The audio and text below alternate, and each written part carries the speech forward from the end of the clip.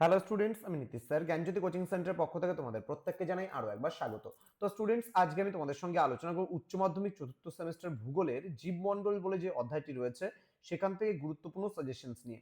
যারা এখনো পর্যন্ত আমাদের চ্যানেলটিকে সাবস্ক্রাইব করোনি তারা অবশ্যই চ্যানেলটিকে সাবস্ক্রাইব করে পাশে থাকা বেল আইকন অল প্রেস করে দেবে, যাতে নেক্সট টাইম থেকে কোনো ভিডিও আপলোড করলে তার নোটিফিকেশন তুমি সবার আগে পেতে পারো। এছাড়া অনলাইনে যারা ভাবছো আমাদের ক্লাস জয়েন করবে তারা অবশ্যই যোগাযোগ করো আমাদের অফিসিয়াল নাম্বার 7076398606 নাম্বারে অথবা 6295916282 নাম্বারে। তোমাদের টোটাল কোর্স ফি রয়েছে পুরো সেমিস্টারে 199 টাকা জাস্ট। তো দেরি না করে আজই যোগাযোগ করো আমাদের সঙ্গে এবং যুক্ত হয়ে যাও আমাদের অনলাইন ক্লাসে। তো কি কি পড়বে তোমরা সেটা আলোচনা করার পূর্বে তোমাদেরকে বলে রাখি যে আমাদের যে প্লে স্টোরে অ্যাপ রয়েছে তার নাম হচ্ছে পিস্টিকল এডুকেশন, PISTICALL, পিস্টিকল এডুকেশন, EDUCATION।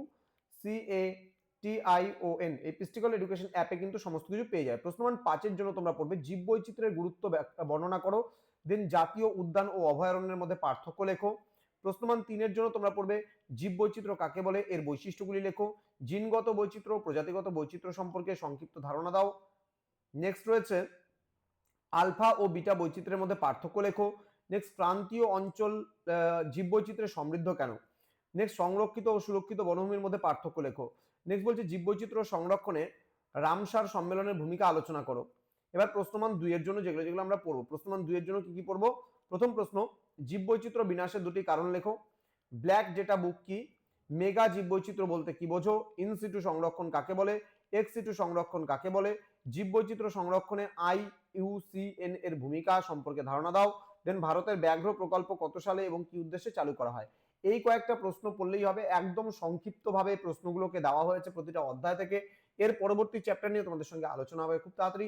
তো যারা এখনো পর্যন্ত আমাদের চ্যানেলটিকে সাবস্ক্রাইব করোনি, যুক্ত হওনি আমাদের সঙ্গে, তারা অবশ্যই আমাদের অফিসিয়াল নাম্বারে ফোন করে যোগাযোগ করে যুক্ত হয়ে যাও। দেখা হচ্ছে খুব তাড়াতাড়ি আরো একটা নতুন ক্লাস নিয়ে তোমাদের সঙ্গে। তোমরা প্রত্যেকেই ভালো থেকো, সুস্থ থেকো। Thank you so much, thanks for watching after all, thank you.